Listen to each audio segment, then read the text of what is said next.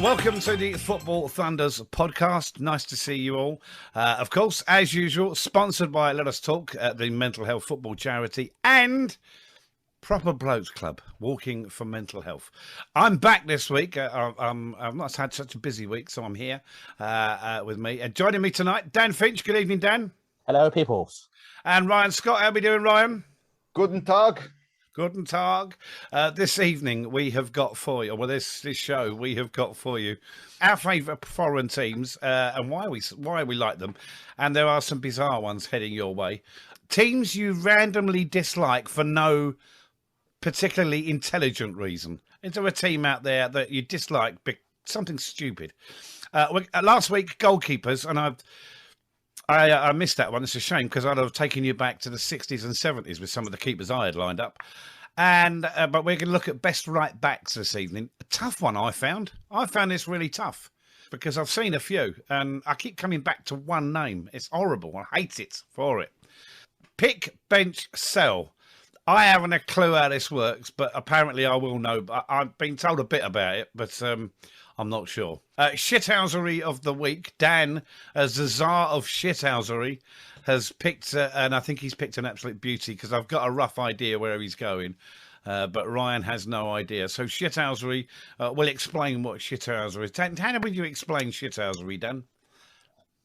Just go on Google, there's a definition. Just search shithousery and let it work its magic. I'll give an example. It's like what's his name? Emmanuel Adebayor scoring for Man City against Arsenal at Main Road and running the entire length of the pitch to celebrate the goal in front of his former club supporters. That was serious. 100 yards shithousery. It is in essence taking the piss for the sake of taking the piss. Gary Neville used to do it with the Liverpool fans whenever, as was traditional under an Alex Ferguson side, when Man United done Liverpool in those days, back in the good old days. Gary Neville liked to take it to the Scousers, so he's up there. He's a shithouse. So our first segment of the evening: foreign clubs we support. Now, and why we support them. I mean, I've got a few, and then there's some obvious ones. I mean, an obvious one is there's a very obvious one which I know Dan shares, and it's just obvious because it's a great place to go. But there's other ones, so it's not necessarily the obvious foreign team. I've always been a fan of Celtic in Scotland. Always liked Celtic, and Dan's not. Dan's a Rangers fan, and I don't know why I like Celtic. I think it's just because it was the green and white shirts. That's purely what it was. I think I liked the idea of a hooped green and white shirt. But that's not my team. But so we'll start with you, Ryan. Is there a foreign side you look out for, and if so, why? There's loads of them, but as you've just mentioned, being a Celtic admirer, shall we call you, and Dan's a Rangers fan, was always a Rangers fan, purely just because it was at a time when they had real world-class talent turn up there for no reason. Like Brian Laudrup was there. Paul Gascoigne had just come back from Lazio to reinvent his career. Terry Butcher. Ali McCoist was scoring buckets of goals left, right and centre. I think the De Boer brothers, one of them or both of them went there at one point as well. Frank De Boer, yeah. And the quality of football, especially when Laudrup was there, it was just, between him and Gascoigne, it was just pure... Oh, it was amazing just to sit and watch. And since then, I've always just kept an eye on them. It started before Laudrup. Where that started was 1986. I think 86, late 80s, early 90s, when Graham Souness went there and David Murray was the chairman. Graham Souness went there and he immediately signed Mark Hateley, who was an England international. Ray Wilkins, I think, went up there. Terry Butcher. Graham Roberts from Spurs. So he just signed a load of England players. And what he also did... he signed Mo Johnson, and that was a big thing because Mo Johnson had played for Celtic, and playing for Celtic and for Rangers is a big no-no. He didn't sign him from Rangers. I think he got Mo Johnson from Watford, but he signed. That's where that team that you saw with the big names evolved. That's where it started. And it carried on, and you got Giovanni Van Bronckhorst, you got Gennaro Gattuso, who was a monster of a player. Oh no! Someday maybe good, someday maybe shit. If you don't understand that reference, just put Gennaro Gattuso, someday maybe good in YouTube, and you'll get what I can only describe as gold dust. So yeah, for me, it was just the sheer quality of players that they managed to attract, and the football that they were playing was absolutely sensational. And plus, obviously, there was the old ding dong battles with Celtic, because back then it was relatively competitive over who was going to win it. Yeah. Unlike the last 20, 30 years where it's either been all Rangers or all Celtic. So yeah, for those reasons, I always look out for Rangers. There was a period when Souness took over for about 9 or 10 years, and then Walter Smith took over, and Rangers did win the league non-stop for 10 years, pretty much 9 or 10 years, and then Celtic dominated because the Rangers got relegated forcibly, and now that's over. So Rangers, any others? Ajax always looked out because of that side around the 94, 95, 96 time. These are footballing reasons, aren't they?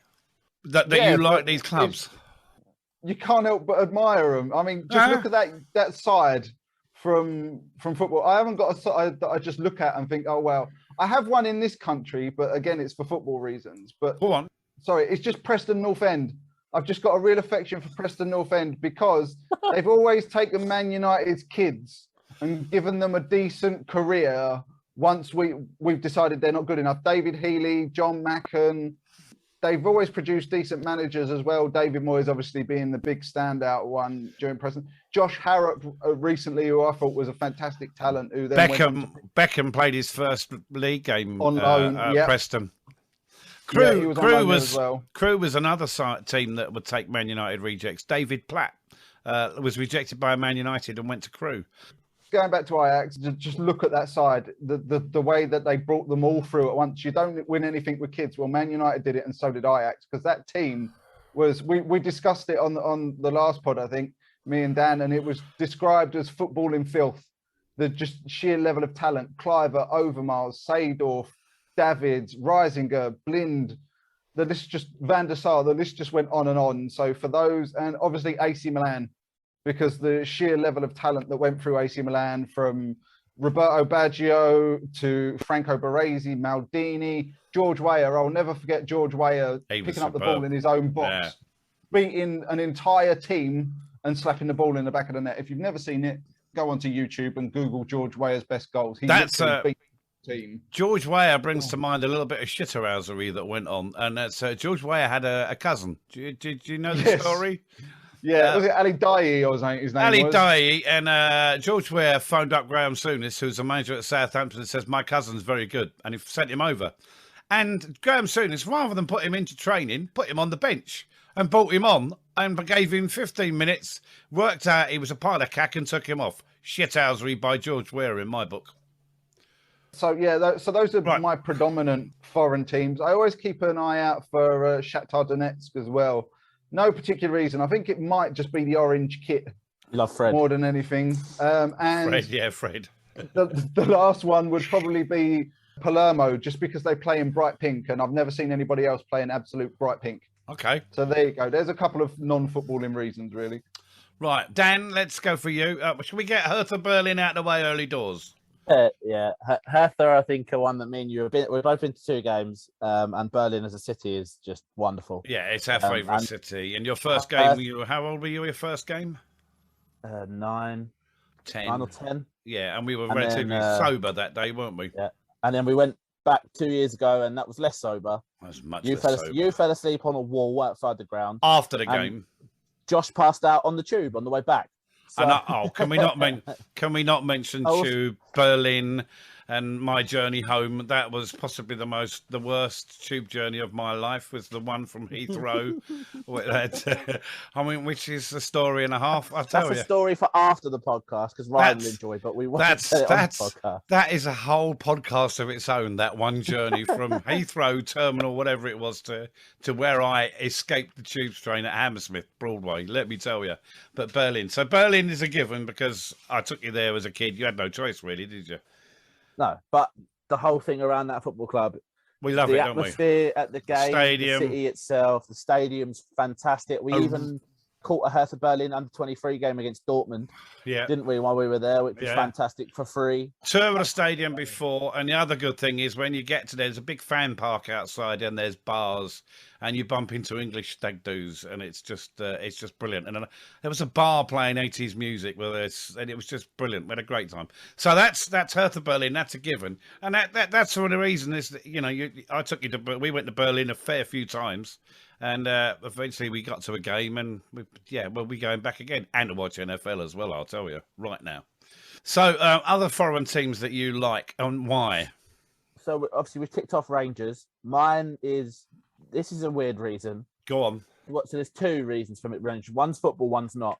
I was fascinated with Lorenzo Amoruso and his ability to just kick the shit out of people. So I would watch Rangers to watch Amoruso just trying to murder someone on a football pitch. It was great. And then a few years later, Charlton had a defender called Majid Bulgara. He went up to Rangers, and he went to his debut, scored against Celtic, and I was like, oh, well, I'll watch Rangers then. And ever since then, I've kind of followed Rangers. The other footballing one, before I go on to my non-footballing one, is Valencia. Why? I've never known this. My Spanish side is Valencia, basically because of that period between about 2005 and 2010, where they produced David Villa, David Silva, Raul Albiol, then Jose Gaya towards the back end. The talent coming through that squad, Santi Mina as well, was so good, and I loved watching them. And I think they weren't spoke about as a good side because David Villa went on to do other things. But that's why I love Valencia. You forgot guys like Mendieta as well. He was a hell of a player. Well, that was before. Was it? Oh, okay. Before that time. Mendieta was already at Middlesbrough by the time that happened. Oh, was it? Oh, blimey. And then the last one is an Italian team. I don't know if either of you will know this. Go on. It's completely kit related, and I can even tell you the year. AS Roma, 2002. They had a red and orange. One single side was red, one was orange. I had a Francesco Totti kit as a kid. I don't know how I got it. I'm assuming it was from a gift or something, but I had that I think I might actually still have it in my box. It's how long I've got a big box for football shirts. It's probably still in there. And since then, I've adopted Roma. I look out for them. It's a shame their manager is now. And also, I loved Francesco Totti. So I carried on watching him. He left, and they just stuck with me. So it's my Italy for the kit, really, Roma. Excellent. Any more? And yeah, one more. Well, there's a few more, but the one more main one is New York Red Bulls. Bradley Wright Phillips left Charlton and broke my heart. Wasn't his choice. He's a beast. He went to Red Bull and spent 2 years playing with Thierry Henry, and I just sat there watching Thierry Henry feed Bradley Wright Phillips for 2 years. It was beautiful. I don't care if the league was shit. It was great.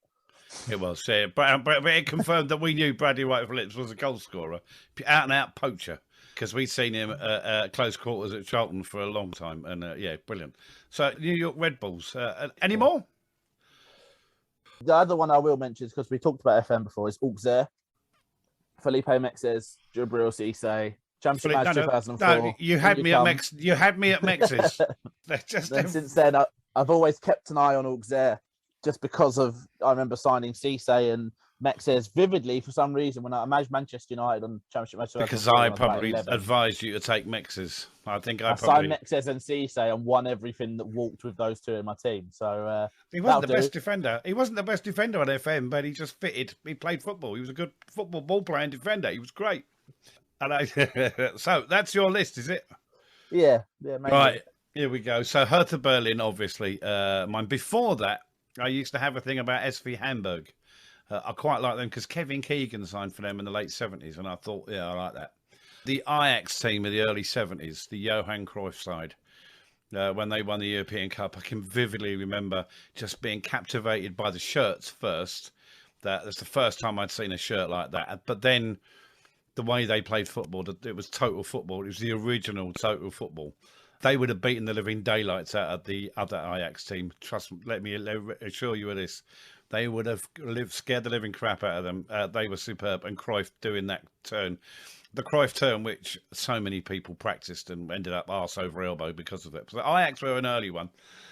In the 70s, I would go on a Saturday. I would go to a game of football every Saturday, whether it be at home at the Valley for Charlton or I'd go to West Ham. And I'm quite happy to tell people I supported both clubs at the time. And it was only in the late 80s that I really sort of just can't settle down onto Charlton.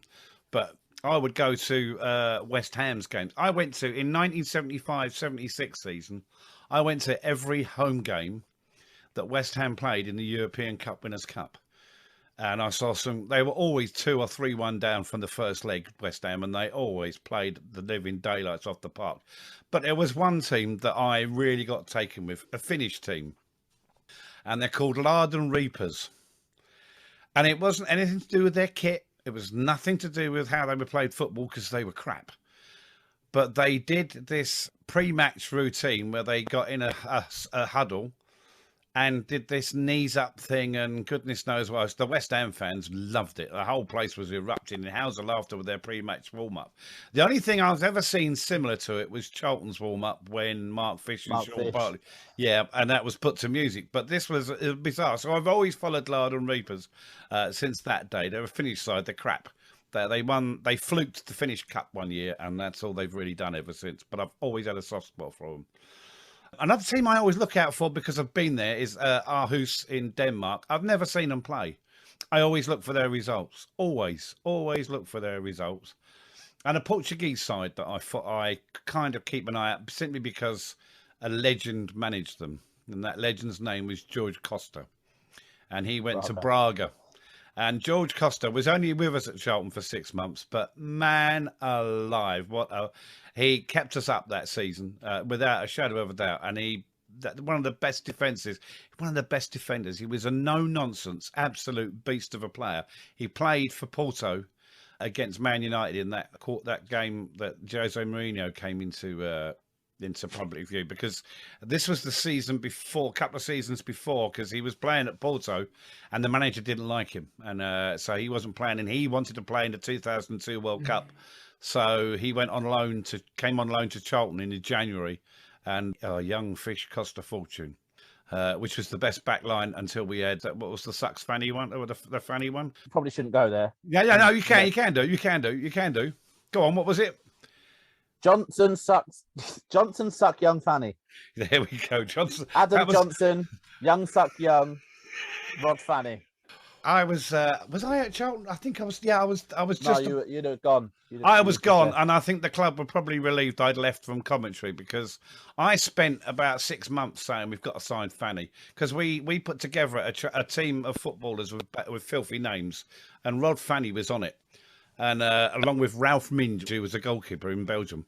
But Fanny was, and so as soon as we signed Fanny, everyone was messaging me saying, we finally signed him. Everyone who did the podcast with us was howling and saying, thank God you're not here anymore. It would be a nightmare. So yeah, Braga. That's pretty much it. Celtic. I've just always liked Celtic, and I don't know why. As I said, I think it was a shirt, but yeah, it's Larden Reapers, Braga, and the Ajax team. They're the big sides for me.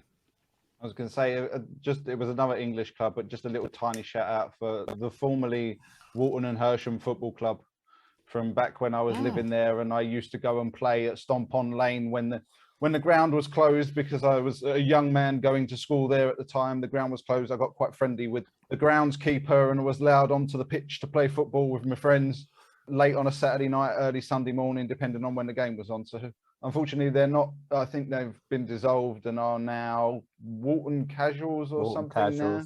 And Stomp on Lane has been knocked down, sadly, but that was where I first dreamed of being a Premier League footballer one day. Obviously, that didn't happen because I was crap. My big dream has always been to score a goal at the Valley, and it never happened. And the only time I've ever done anything on the pitch at the Valley, yeah, thank you. The only time I've ever done anything on the pitch at the Valley, and Dan was there, is we mimed to a song, a CD we'd made.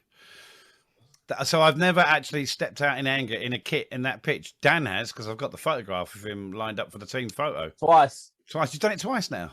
Yeah, Josh, my stepbrother, played there the year before COVID on the pitch, just after the end of the season. And at full time, I went on the pitch and we had a kickabout and I scored again.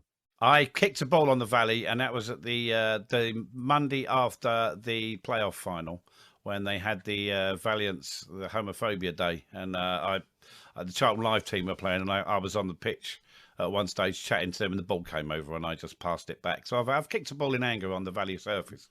But yeah, unlike my co-commentator, who will walk you through his left-footed screamer that he scored in front of the North Stand once in that very charity game that Dan was a mascot in. So yeah, marvellous. So those are the clubs, right? Okay, excellent. There's some interesting choices there. Let us know yours, listeners. If put on the Facebook comment underneath this pod, let us know who your foreign teams are and why you support them. Weird and wonderful reasons. It'd be great. Teams you dislike, and you can't go for the obvious. So that means Dan and I can't go for Palace. I will just say I don't really dislike any teams because I don't really do the whole football tribal thing. The only two teams I will mention, and they'll sound pretty obvious, but they're for not the same reasons as football tribalry. The situation with Liverpool surrounding the Suarez and Evra situation, that left a really bad taste in my mouth. They handled that so poorly. And the only other one was when Manchester City signed Carlos Tevez. If you're talking about shithousery, then shithousery. Putting up a poster of welcome to Manchester, Man United saying "Welcome to Manchester." Beautiful. Just those two situations lacked complete class from my point of view. So No. that's me out, and you guys can talk about. No, you see, genius. I thought that was absolute genius, and I thought that was a masterstroke to put that. I can still see that poster, the "Welcome to Manchester," and I thought, because I'm not a Man United fan, I thought that was joyous. That was one of the funniest things I've ever seen. I thought it was brilliant. As you said, it was shithousery, but it was funny because we weren't involved. Had it been a Charlton player going to Palace, and it had welcome to London, I'd have freaked me nut off, I tell you. Dan. I'm just going to put the city of Sheffield forward. Don't care which side you're on, I despise the pair of you. Yeah. Last season, they both went down, and I was so pleased. Not only to see Sheffield United in the Championship, but also to see Sheffield Wednesday. That's the main one. I really dislike Sheffield Wednesday. To give people that aren't aware, we're going back 10 years now. Jesus Christ. Yeah, it is 10 years. Charlton and the two Sheffield clubs were in League One together. And we were battling for the league title. And Sheffield Wednesday fans, their fan base in particular, decided that for some reason the title race was all down to who had more fans than the other team. Oh no, it was between the two Sheffield sides as well. We weren't in it. Charlton would smash. We'd win 4-0 in Colchester. They'd beat Oxford 1-0. But because they took 4,000 fans and we took 1,000, they somehow deserved it more than us. I don't understand. We are massive was the quote, wasn't it? So when they were going around about how big they are compared to the rest of the league, and then we got 101 points and they found 99 and couldn't quite push it over the line. Yeah. They really didn't like the fact that we won the league to the point where we went up the next season and they were itching to play us again. And they were. could not wait to play us again. And to be fair, they beat us, so well done. But when we were relegated 2 years ago, every fan on the Charlton hashtag was a Sheffield Wednesday fan. You're giving it pissing large. their pants that Charlton would get relegated. So last season, when Sheffield Wednesday got relegated, the Charlton fans fought back. Yeah. And it was see you at the Valley. And who did we have first game of the season? Sheffield Wednesday. And it was the most boring game of my existence. Yes, However, I went. Okay, yeah. I was sitting there going, just do not lose. Yeah, don't lose. The background to that game as well. That season, we signed 20-odd players in no time at all. And but everyone said Huddersfield were on this 40-odd game run. They were doing the middle of their 42-game run, which was bollocks because they'd lost a playoff game in there as well. So they had lost a game. But it was on penalty, so it didn't count. They're doing the Jose Mourinho school of wankology. So and then the two Sheffield sides, as far as everyone's concerned, promotion was between the two Sheffield sides. And it was about February when we played them home and away. We played Huddersfield and we'd ended their record spectacularly. We'd ripped that. They were, we're unbeaten. They strolled over with Paul Dickoff, I think was their manager, giving it the big one. And Jan got amongst them, and that was game over for their record. And then we went to Sheffield Wednesday first, I think it was. Peter Clark, the manager? Clark. Lee Clark, that was it. Lee Clark. You're not Paul Dickoff. I don't know what I got Paul Dickoff for, but Lee Clark. But we went to Sheffield Wednesday tight game. Johnny Jackson hit a left-footed free kick, 1-0 win at Sheffield Wednesday, and I was in the commentary box going absolutely potty, absolutely. But there's more about that in a bit, because there's another reason why I hate Sheffield Wednesday as well, coming up in a minute. And then we played Sheffield United, who were predicting they were going to walk it, and Johnny Jackson again, didn't he, Dan? Yeah. And his I quote, punched Josh in the face when we scored. yeah, that goal. Johnny Jackson scored a goal, and we've beaten both Sheffields in the space of about 7-10 days. And I remember chatting to Jacko, and his words were, "I own Sheffield. I own Sheffield." So that was Sheffield Wednesday's massive. Yeah, I've got stuff. I'll come back to Sheffield Wednesday, but Dan, carry on. I think that's about it. Gillingham. Just didn't like them. I mean, in the nicest way possible, if anyone isn't from the south of England, I'll give you a funny story, and this will pretty much sum up Gillingham.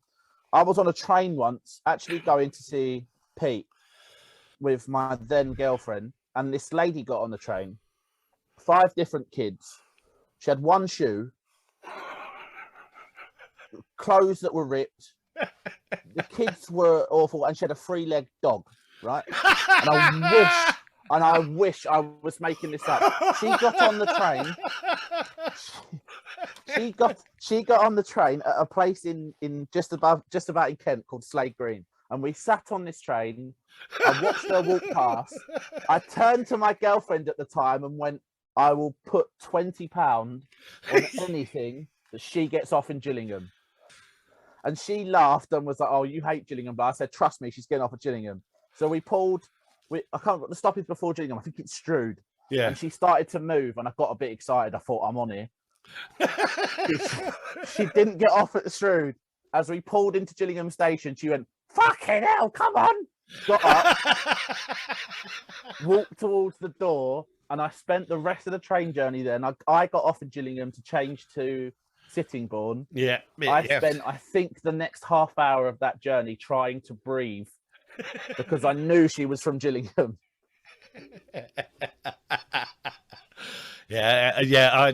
Gillingham. It's sadly. I have to interview our local MP, and he's a Gillingham season ticket holder.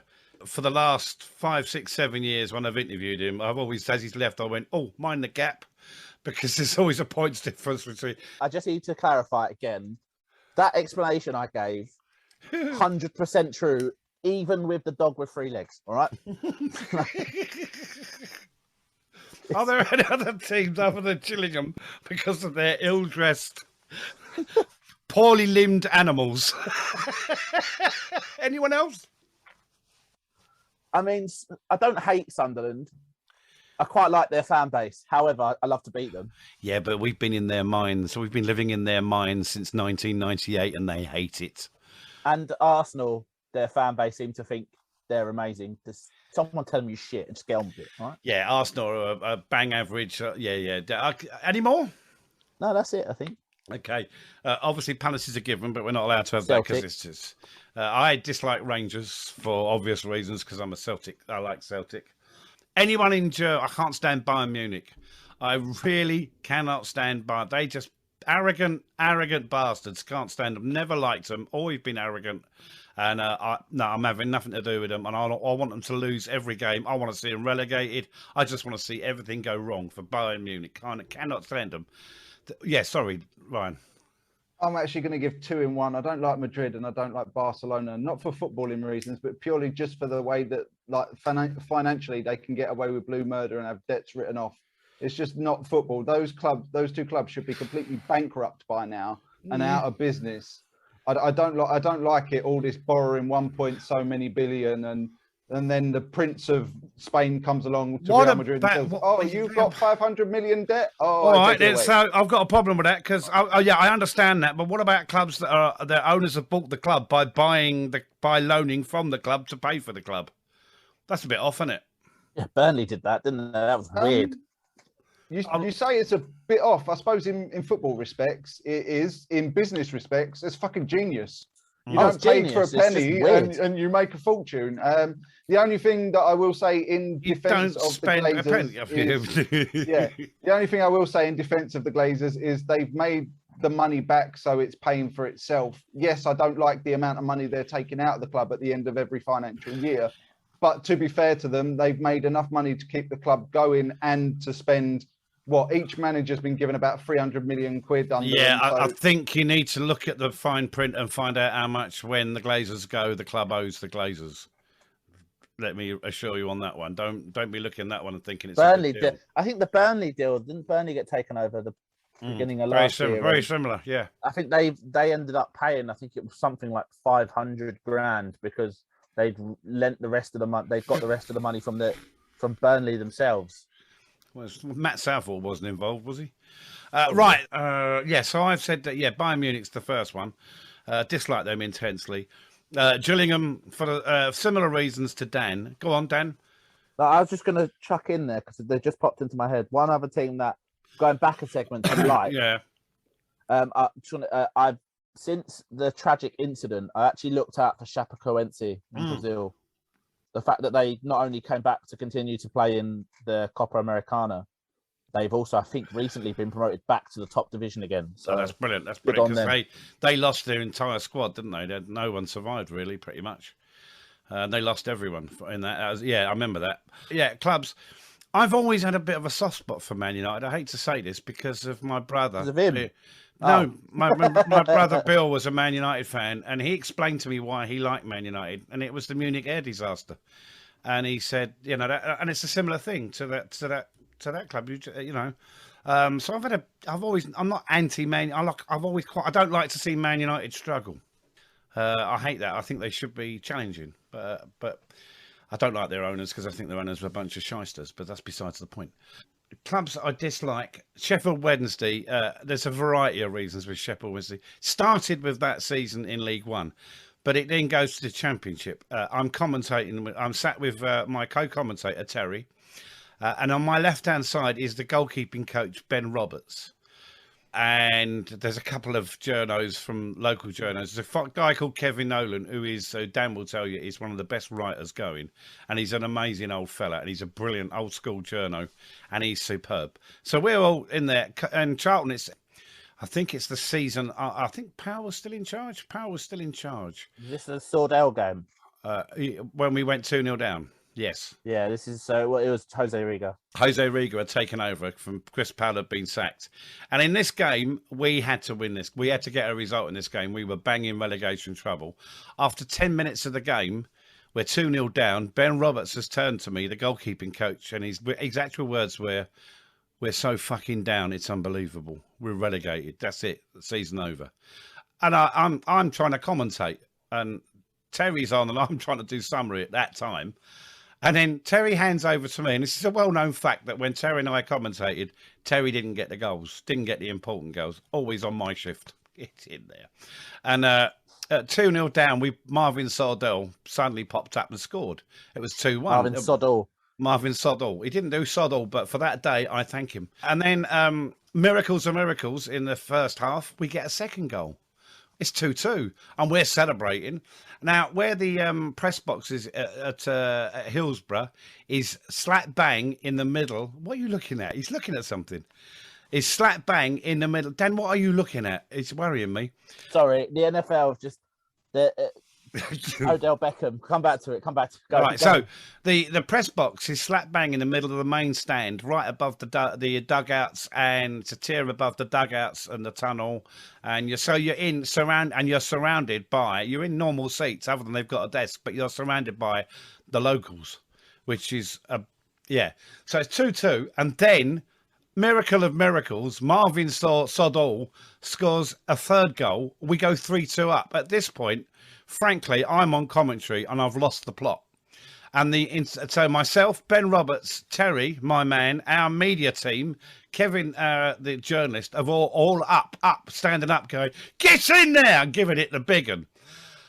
Suddenly, I notice there's some orange figures around us, stewards. And I noticed they're holding people back. They're holding back half the stand who were trying to get us because we're celebrating a Charlton game. And we're trying to point out we're press.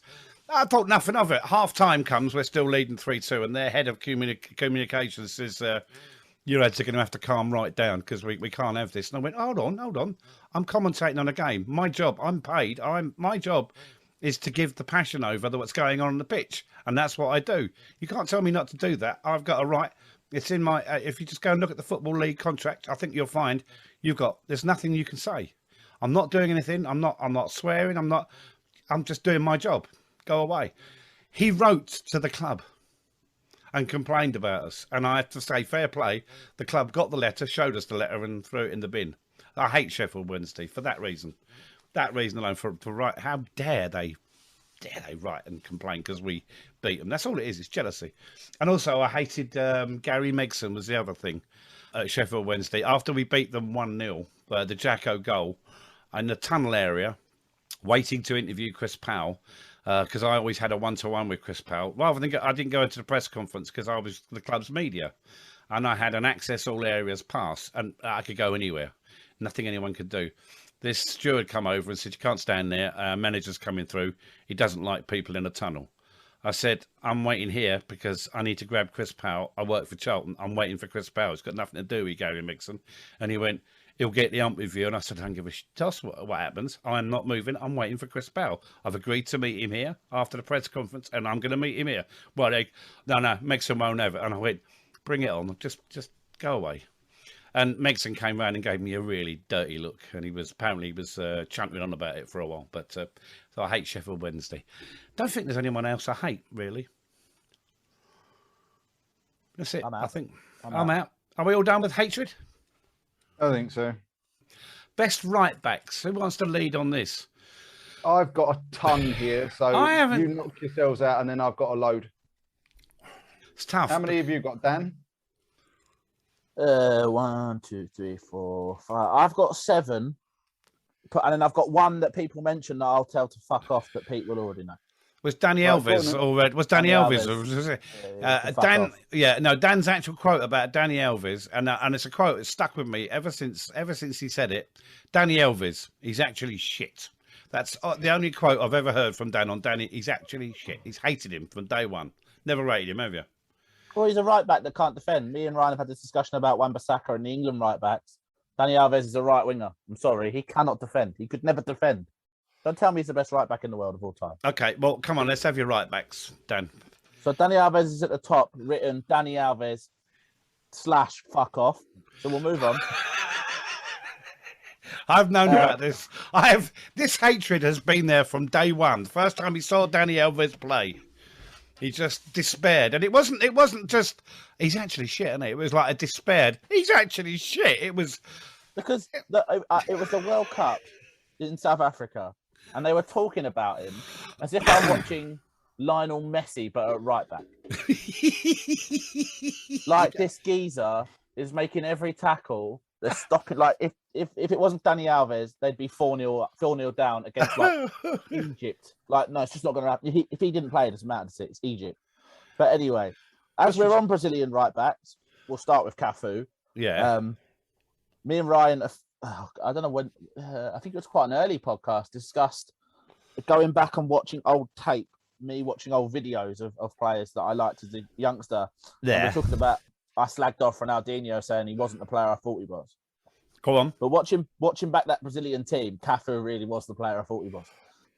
What a player. And obviously also part of the Roma team that I discussed earlier on. Yep. What a man. What a player. Okay. Yeah, no, I had Cafu because he's one of the best right backs I've ever seen. Yeah, without a doubt, superb. Go on then. Anybody else? Gary Neville, I think, is an obvious one. We went before, and I'm assuming it's the same since from about 2000-ish. So that's when I started kind of paying attention. So Gary Neville, I think, is the given. Best in the world, arguably, at his position for long periods. Philip Lahm. Yeah, Philip Lahm. Yeah. Started at right back, could also be left back, moved into the midfield towards the end. Fantastic. Willy Sagnol of Bayern Munich. Yep. Yeah, not quite massive, but he's Bayern Munich. His Bayern Munich makes him shit. Zambrotta from the mid 2000s. Part of the Italy squad, 06, went to Juve, was at Barcelona as well. Fantastic right back. Yeah. And Javier Zanetti. Oh, yes. Absolute legend. What a boy. What a player. Playing in his 40s, still out there. Brilliant player. Is he still playing? No, he was. He finished I his was career going to in say, his I early was going to say, 40s. I thought he was like involved in the hierarchy at Inter Milan now. I think he is. What right That's- back he was. That's all I kind of come up with in like tier 1. Tier 1. See, because we're going back to Ryan. You're going last because you've got the list of 1,000 lists, haven't you? And I concur with quite a lot of Dan says. Cafu, yeah, definitely. Gary Neville is probably the best England right back I can remember, and I've been watching England since 1970, and I've seen a few right backs, and I think Gary Neville was the best defender at right back. Yeah, and I get your point. I think we've got lads with the potential. I want to. Yeah, I'm just going to stir up. This is going to stir an argument. Potentially, if he's allowed to, he's the lad at Liverpool, Trent Arnold. I think eventually will be. I think Trent Alexander. That's a whiffer. No, I will. Hang on. Well, let me just. Sorry, go on. Yeah. I knew you'd start. Because it's a Liverpool player, and it's nothing to do with anything else. No. And I think potentially he's still quite young, and he's going to develop, and he's going to be developed into a hell of a defender. What Can't defend. he will. Yeah. I think for me personally, I think the one to look out for isn't Trent Alexander-Arnold. I think it's Reece James at Chelsea. I think he's the one that could be England's right back for years upon years to come. Trent's excellent going forwards. He's absolutely amazing. His crossing, his dead ball, it's all fantastic. That's why he will. For Toffee. I think that's why he will get more England caps than Reece James eventually. Trust me. But he can't defend. I think I don't want a right back that can't defend. I'm not. I don't mind. Anyway, I knew that up. It's just my opinion. There's a defender, Gary Neville, you can't argue with, but there's a right back that I saw play, and I've got a central defender like this. And had he played for a top 6 team, and he should have done, and unfortunately you two are too young, and you won't know him. Dan will know his name, I suspect. Had he played for a fashionable club in the very top division, thank you. John Humphrey would have played. He was at Charlton and he went to Palace. Had he played for a top 6 club, and a few looked at him, he would have played for England without a shadow of a doubt. He was one of the most. He could defend. He could pass. He could tackle. He could tackle properly. He could get forward. He had it all. He had superb technique. Positional sense was second to none. I never saw him get beaten. And he played against some good teams. I mean, he was up against Man United with Ralph Milne. I mean, that put him in his pocket and took him home. But he played against some really quality teams and players. And another one like Richard Rufus at centre-back at Charlton should have played for England. He didn't. But John Humphrey, for me, is one of the best right-backs I saw in the flesh, and an amazing player and a cracking magician as well. Yes, Dan? I've just remembered one that I haven't got on my list that I wanted to put on was Lilian Thuram. Oh, yeah. I'm sorry about his cousin who's shit, but him, Lilian Thuram was a great right back. I think kind of people looking back at him, is more because of the cancer, etc., that he's kind of spoke about now, but also a very, very good right back. World Cup winning right back, if I remember rightly. Who's the French lad now, the French right back now? Pavard. Like him, but he's in and out at the moment, isn't he? So he's a right back for France, but not for Bayern. So we'll see if he gets a move. Continues to play right back for France because he plays centre back for Bayern Munich. Does he? So we'll see. I think he is a centre back that France play right back. Another good player I saw at right back that I thought was exceptional, and he's now a centre back, but he can't get a game at his current club, Joe Gomez. First time we saw Joe Gomez, well, the first time in league action. The first time I saw Joe Gomez, he played at the centre back alongside the legend that is Andre Biquet. But he started his Charlton career at right back, and he just looked $1 million. It looked $1 million. But yeah, okay, Ryan, it's over to you because. Yeah, I'm all about attack, me. Dan's taken a nice chunk out of my list, so I've still got one or two left. But Okay. I've got some honourable mentions that I don't think quite were appreciated as possible. But we'll start off with the biggest honourable mention. Go on. And that's purely because of his name. And you mentioned him earlier, Rod Fanny. So he gets honourable mention for having the best name at right back. It's just Charlton made the list. Oh, Charlton look. made the list. Listen, I could give you a whole team of filthy named 11. I've got it written down somewhere, the one we did. And Rod Fanny was a right back. Ralph Minge was in goal, though. Let me tell you. And there was a couple of cunts in midfield. Stefan Kuntz, yeah, and Benders, Lars Bender, Sven Bender. Sven and Lars, yeah. And Paul Dickoff. Don't forget Paul Dickoff. He didn't make the team because we didn't like Why? him. His name's right there. No. Paul What would you want? This No, was no. imaginative. There was This some is real names on it. there was some better ones than Dickov, let me tell you. Carry on. couple of big ones that haven't been mentioned. Michel Salgado of Real Madrid and Oh, Spain. yeah, and Blackburn. Yeah. For years upon years upon Yeah. years, he was the only right back. He was much the Gary Neville of Spain in terms of longevity in his team. Yeah. I've got to be honest, when you were talking about Gary Neville earlier, I can't really think of an actual right back from Gary Neville to, say, Kyle Walker. In between, I just can't think of an actual one that stands out. No. I don't like Kyle Walker either. So Yeah, and the other Yeah, one I'm who not. I always think personally is world class, but people might not have heard of, was Dario Serna at Shakhtar Donetsk. FM legend. Yeah. Croatia, right back, left back, Superman on FM. See, if Dan hasn't seen them play, he's signed them on Football Manager, much like I have. Absolute Yeah, tag. Serna was unbelievable. Stamina, skill, poise, tackling, both Yeah. feet, you name it. The other one is Cristian Panucci, formerly of AC Milan and Chelsea. He was really a big part of the AC Milan defence alongside Baresi, Costa Corta and Maldini. I like the big Russian fellow who was at Chelsea. Ivanovic, he's also on this I list. thought yeah, he was Ivanovic. good. I thought he was good. Speaking of Chelsea right backs, Ryan, don't know if you've got him on your list. Paulo Ferreira. No, I haven't. He's massively underrated, but Oh, yes. what a boy. The other Chelsea right back that I do have on here, Pete might know this, I'm not sure if Dan will, was Dan What? Petrescu, Oh, former Romanian international. He was a fantastic player. I sat 3 seats away from him at Italy versus Romania, Euro 2000. He was He was suspended. amazing. He was about suspended. 5'0", but he was a fantastic right back. He genuinely He was. was, and he had a bit of the shithousery about him as well. Let me tell you. Yeah, honourable mention for Lee Dixon. Obviously, didn't quite live up to internationally as he did for Arsenal, but I think that might be something to do with a certain Gary Neville. Just get your medals out, though. That's the thing with him, isn't it? Him and Gary Exactly. Neville, both of them, well and truly medalled. Yeah, go on. Honourable mention for Rob Jones because he was the only other English right back I could find at the time who was at Liverpool. Cut short by injury, he was class. Yeah, he was Cut- class, but unfortunately his knees were just done. Yeah, he retired at 24, 25. He was absolute, dogs. He would have played for England. He would have kept Gary Neville out. And the last two I've got on here are actually both Irish, which is Gary Kelly at Leeds.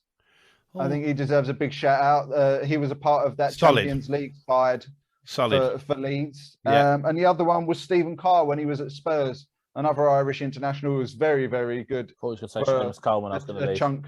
No, for a chunk of his career, Stephen Carr was a very good right back. Dude, there was a right back and at Newcastle that I quite liked. Warren Barton.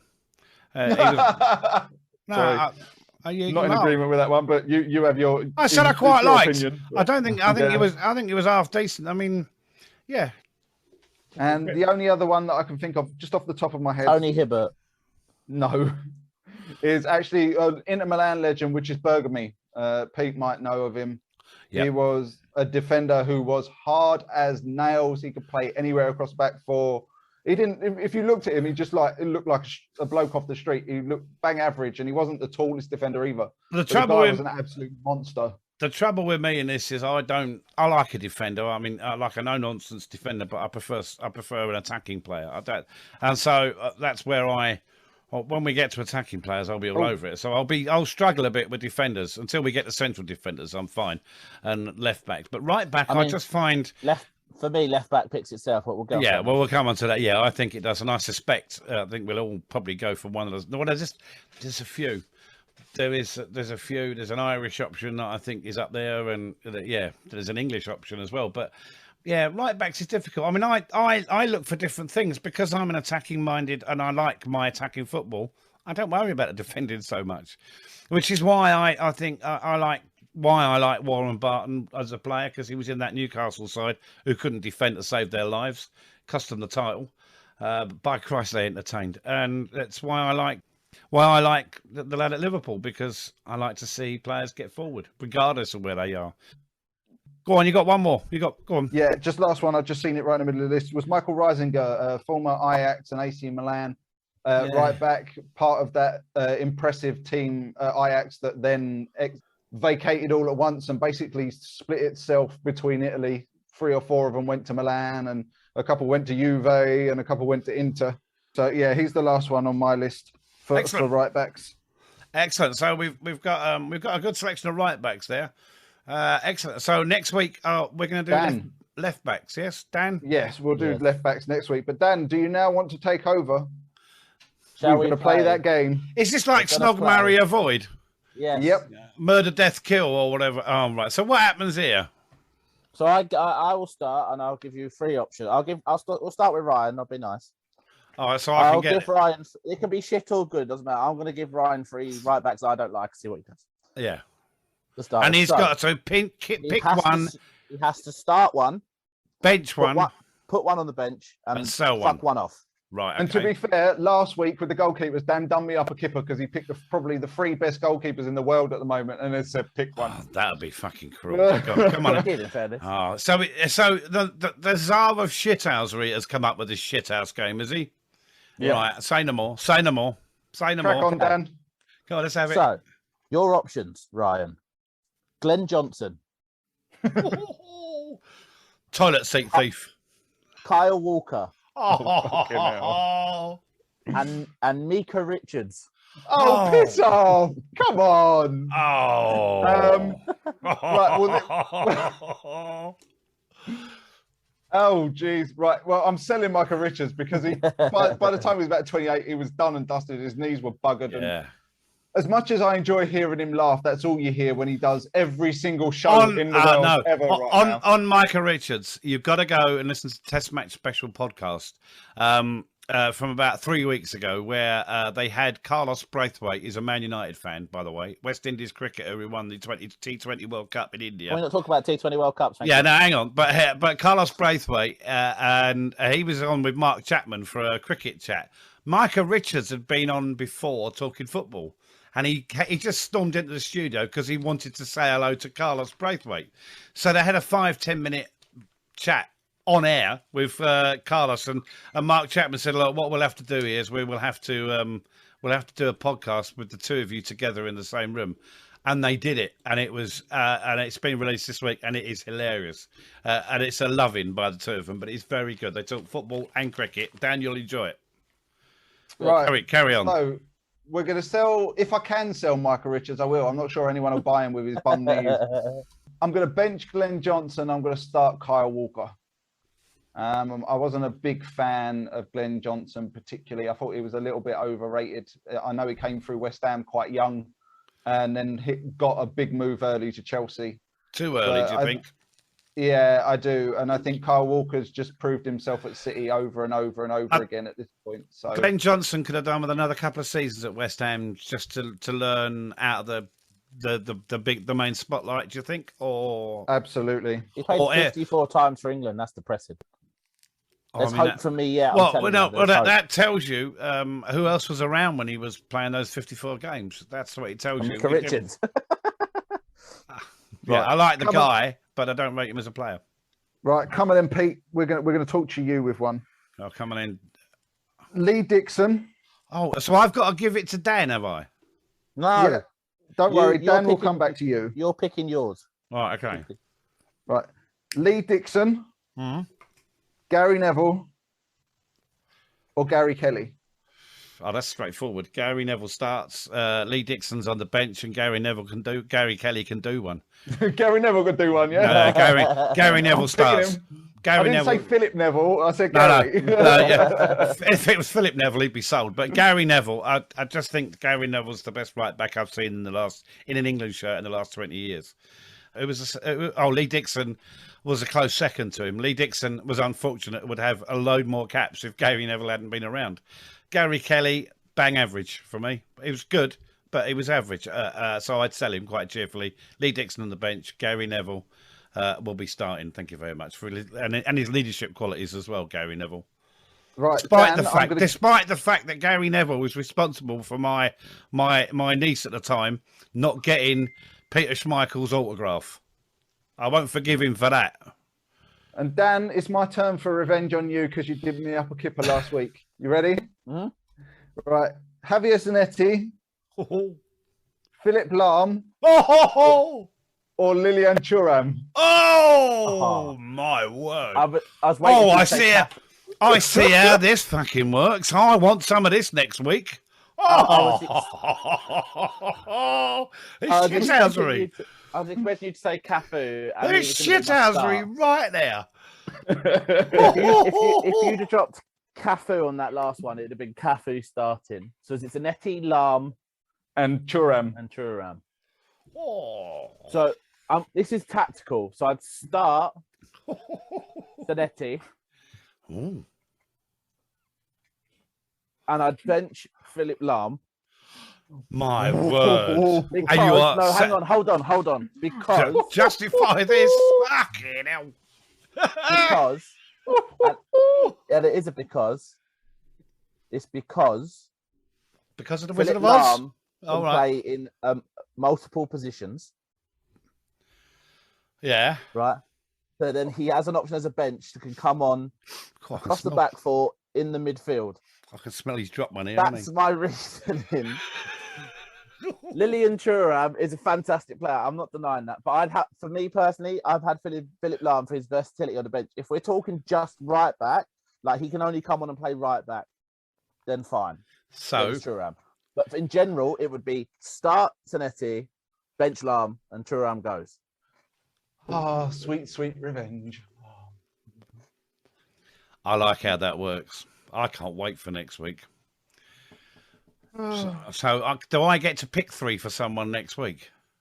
Yeah, if you get a list, then knock your list out. Yep, that's how it works. All right, fine. I've got a couple more here. So I'll be all over this Still go. next week. I'm telling you, I'm liking this. Right. Are you ready then, Pete? Go on in. I've got a couple more. Willie Sagnol from Bayern What and France.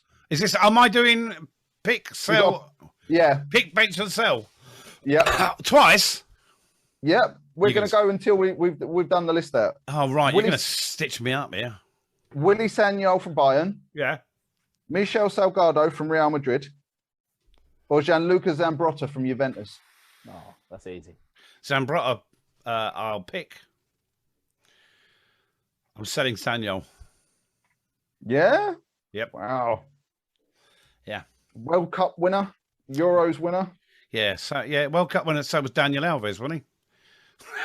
No, he was not. Just Was to he not? clarify. No. He won a shitload of medals, didn't he? Yeah, but so would And I. he I was made and he one was mistake. actually shit. So yeah, no, I'm staying with what I said. There's no point in putting Cafu in any of these. No, But- No, because Cafu, no, you Well. can't. No, you can't. So, no, you can't. You can't put Cafu in any of them. But yeah, no, I'm sticking with what I just picked. Go on, they got another one for Dan. Dan, Oh, go on. Dario I love Serna. this. I love this. Oh, Dario Sana. Yeah. Yeah. Branislav Ivanovic, go on. or I don't know if you'll know Dan Petrescu. Do you know who Dan Petrescu is? No. No. I know of him. Give but me I that can't- one. I can't- Give me that one. Give me that one. I'll Go take on that then, one. Pete. I will get rid of. So go again. Petrescu, Ivanovic, and Cerner. Yep. Cerner is based purely on Football Manager, so I'm selling him. Right. Right. Petrescu and Ivanovic. I loved Ivanovic, and what I do like, I think he's got a good sense of humour. If you ever see when Eden Hazard loses the plot in a promo thing they did with John Terry and the big Russian fella was howling and was one of the main instigators. But I'm picking the other fella. Sana. Branislav Ivanovic. Cerner's being sold. Right. Cerner's being sold. So you got Branislav Ivanovic, and who was the other one? I said? Petrescu. Petrescu. Petrescu's my. I'm picking Petrescu. But what's the Russian fella? Because I can't pronounce his name. He's on the bench, and I'm selling Cerner because to me he was good, but he was better on Football Manager. Thank you. And I got one last one for Dan. You ready, Dan? You sure you're ready for this one? Yeah. Danny Mills, Luke Young, I can. or Chris Solly? I know. All right, no, listen. I'm gonna hang on. Starting. I know who he's selling because I haven't got a pen because I'd write down who. We've told the story before of Danny Mills. I know, I know who he's going to sell it. I think I know who's going to sell it. No, actually, there's one of two. He's going to pick Luke Young as a pick. He's going to play Luke Young. That's the thing. It's how, who he's. Starting. Does he sell Danny Mills because he's a wanker, or does he sell Chris Solly because he refused to play? Bastard question. Which one do you think? You're selling Danny Mills. No, you're selling Solly because Danny Mills starting. Go on. Luke Young. I knew that, yeah. But I think you're going to sell Danny And Mills. I'm selling. No, Solly, because Danny Mills was the better right back. I'm selling Chris Solly. Yeah. Because, say what you want about Danny Mills, at least he was there. Chris Solly walked out. Fuck off. Yeah, this is where our bottom line is. I know Danny Mills is a wanker, to quote you, but Chris Solly, did a bit of a dirty, didn't he? Okay. Fuck him. Up Luke Young FC. Luke Young was going to win that hands down. And if you do when centre backs, I'll let me do the centre backs one on Dan because I know exactly who he's going to pick. Richard Rufus. And when I give him three names, I know who he's going to pick. So and Rufus isn't on the list, right? But that's in a few weeks. Are we done with pick, bench, sell? Because there was a lot of shithousery going on there already. Unless you can think of any more, then we can move on to our final thing. Is shithousery of the week, Dan. Now you didn't do it last week, did you? Because I wasn't here to prompt you, or did you run out of time? No, sorry, I've just seen some bad news. No, no, we didn't. We just forgot about it. Okay, If fair you're enough. an NFL fan, Odell Beckham's just joined the Rams. I'm heartbroken because 20 minutes ago he was about to sign for Green Bay, and apparently now he's signed for the Rams. Well, there was talk about him going to the Pats as well, wasn't there? Yeah, that was not real. Your shit. Move on. Move on. Oh, fucking hell. Jordan Love's all I've got to say to you, mate. What did the Green Bay main number one starting quarterback do to get a huge fine? He caught COVID. And you got a fine for that. No, he's done something wrong. He's been a naughty boy, hasn't No, he did a press conference without a mask. he? Well, there you go. See, naughty boy. Carry on. Shithouse of the week, other than that move in the NFL. That's another podcast entirely. Shit house of the week is this week. It was. I I think it was even for the week before last. I saw it just after we did the last show. So if anyone is aware of a midfielder by the name of Joaquin Correa, he is a winger, Yeah. formerly of Lazio. Yes. This summer, Yeah. he left Lazio at the end of his contract to Yeah, go join on. Serie A rivals Inter Milan. Yeah. I mean, that's yeah. Touchy subject, a bit of history between the two clubs. Yeah. So 2 weeks back, Inter Milan travelled to Lazio Yeah, as you do. and in a league game, and Correa played for Inter Milan, and Lazio may have spanked Inter Milan up by 3-1. At which point, a Lazio player who I don't know the name of, but if I find the name of, buying a shirt with his name on the back, decided at full time that he was going to run up to Correa and jump on Correa's back and celebrated on the back of Joaquin Correa. So whoever this player is, I salute you. You are the king of shithouse. For now. You know, forever. That's one, you've got some serious bollock. I found his name. He was duly sent off, by the way. Go on. Congratulations, Luis Felipe. You are my hero. What you now need to do is you now need to find this on Twitter and you need to retweet it, tweet it out on the Football Thunder's Twitter account so we can see what a shithouse it was. It was, as soon as I saw it, I knew. I think I messaged Dan. I said, "Have you seen this?" And I knew straight away that was prime shithouse material. So Yeah. I did send it to you actually, so it was me sending it to you. All right. Was it something? Yeah. As soon as I saw it, it was obvious, wasn't it?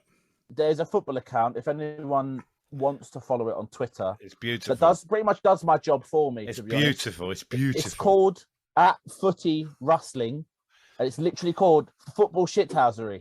Brilliant. and they just tweet stories of Shithousery. absolute shithousery. You pick your favourite one. I want to give a second shout out to Harry McCurdy of Morecambe Football Club. They played Newport in the FA Cup first round on Go on. Sunday, and there's a picture of him on Instagram which he uploaded with him being chased by Kevin Ellison. Now, if you know Kevin Ellison, he's a man in his early 40s. He's bald. He looks about 86. He's a footballer. And Harry McCurdy put it on Instagram with the comment, "Look at Harry Potter running away from Voldemort." But the reason, the best reason for this, That's the reason beautiful. the reason he gets a special mention is because Kevin Ellison replied. What did he say? And he put, and remember, he's Scouse. I won't put on a Scouse accent, but what I say, if you put in a Scouse accent, it's hilarious. Kevin Ellison replied, "Who you trying to mug off, you little gobshite?" Nice. He's got to him. He's got to him. I was That's a, like, shithousery, and you've done him. Well done. yeah, that's Congratulations. that's a red card next time those two play, isn't it? Because Ellison's going to have him, isn't he?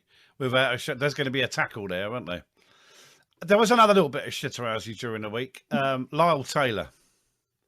I don't know if have you seen the clip of Lyle Taylor, and he's having a running battle. He's a physical bugger. I don't like him, but he likes to get under the skins of the centre half. And there's a young centre half in a Forest game, and he was moaning to the ref about Taylor, and Taylor started crying and doing the crying emoji. Oh no, stop! And he's following him. And he's gone up to the ref to complain to the ref, and Lyle Taylor stood there giving it all the tears and the mock tears. And then as he's walked away, Lyle Taylor continues to cry at him. It is. I mean, when he was a Charlton player, I love that sort of shithousery. It's not as good though as calling someone Voldemort. So No. you know. Although shithousery I quite enjoyed was when a Charlton player got another player injured by through time wasting. Was it Barry Bannon? Do you remember when? Explain what happened there, because that was. So Charlton played Sheffield Wednesday again. Sheffield Wednesday, yeah. Barry Bannon, he doesn't like us. He actually tweeted abuse when we got relegated as well. And then we gave it back to him first game of the season. Yeah. So we were playing Sheffield Wednesday. We were 1-0 up in about the 92nd minute, and we had a young wing back called Tariq Holmes-Dennis, who sadly had to retire for injury problems. Fantastic. He was a good player, yeah. He has the ball in our corner flag. Barry Bannon has come up to press Holmes-Dennis to get the ball off him, and Holmes-Dennis has basically jinxed him and gone to his right foot. As he's done that, Barry Bannon has split his legs and fallen ass over tit and pulled his groin. And out for the season, job. Out for the year. Charlton, the Twitter account, really, whoever ran behind the Twitter account back then, tweeted it out on video, and it was retweeted by every Charlton fan. Barry Bannon was not impressed. No. That is shithousery. Yeah. I do appreciate that.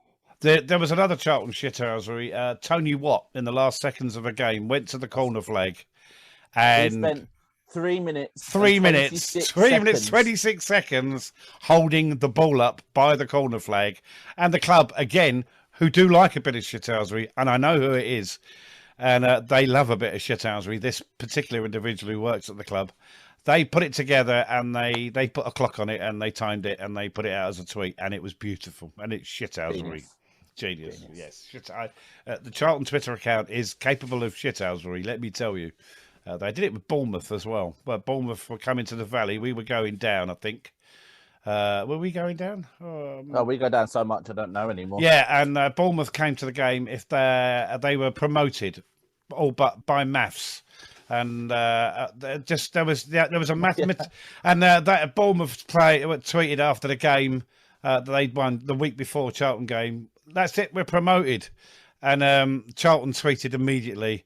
Obviously, haven't factored into the fact that Charlton are going to win 19-0 at the Valley, 18-0 at the Valley next week. That got tweet of the week for. And just for the record, we lost 5-0. I will name that. The man who wrote that tweet was Ian Liddell, who was the guy who works. He works at Twitter and at BT Sport now, and I'm not sure where he is, but Ian Liddell is. It worked really well for him. Top man. We lost 5-0. Yeah, top man. We were done anyway, but that was a little bit of shithousery, and well done, Ian. Hats off to you for that. Right, I think that's it, isn't it, fellas? I enjoyed that one. That was good, wasn't it? There was some good bit of stuff. Dan, let us talk mental health charity. Got a football match coming up, haven't they? On Friday, the 19th of November at 7:30. If you're in the North Kent, South London region, we're playing at VCD Athletic in Crayford. It's 7:30 kickoff, as we said. It's at VCD Athletic, Oakwood Sports Ground, DA1 4DN. All money raised is going to the Mind charity. It's Let Us Talk Against People FC. Tickets are £5 for adult, £3 for kids. Come down and see us. There is a former professional footballer, Damien Scannell, and there is some starting lineup. And there are some good players. They are very good players in these teams, both teams. Yes, they're very good players. Also, there's raffles. If you come down, take part in the raffle, you can win cinema tickets, spa days, free tattoos, and loads of alcohol. Jamie's really worked hard to get a raffle going. So please come down and support the boys. And we need to get Jamie on the show at some stage as well, don't we? Yes. And they do a great work, and anyone who does work for a mental health charity for us three is important, which is why we also, our first sponsor, and Ryan, do you want to tell everyone about them? The Proper Blokes Club. It's just a gentleman's community, shall we say? Yeah, gentlemen. Yes, pure gentlemen. Basically, it's just for blokes, because there's such a stigma around men speaking up about their own mental health, as the three of us have discussed on this pod previously. They do walks here, there, and everywhere. It is spreading nationwide now at this point. It genuinely is blowing up. So if you're a fella and you're not feeling great, you need someone to talk to, you need to let off some steam, don't want to talk to your family, don't want to talk to your doctor, just need a breather, go to www.theproperblokesclub.co.uk. have a look on their website, find the nearest walk for you, go for a walk, chat with a bunch of lads, get it all out your system and go home feeling better.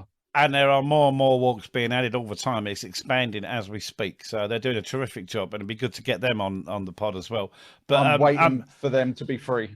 But also, well, he's been expanding. So, but I mean, also with that, I mean, if you go on those walks, you don't have to discuss your problems. But so sometimes being with people out of the situation that you're in, make that effort to get out of the situation you're in and get out of the house and just get some fresh air for an hour or so with people, with new people, and it works wonders. My outlet used to be going to stuff at Charlton, and it worked a treat. It's mine still to today. Yeah, and and mine now is just sitting in studios. That's what keeps me going. So, right, that's it. We'll be back next week. Email us if you want. Dan, what's the email address? footballthunderspod@gmail.com. We'll tweet out that shithousery thing that Dan picked out. If you've got any teams you dislike, foreign teams you do like, who you think are the best right backs, let us know on the comments on Facebook especially, and we'll see you next week. Ryan, thank you very much. Thank you. Take care. Dan, thank you very much. Sayonara. Farewell. Auf Wiedersehen.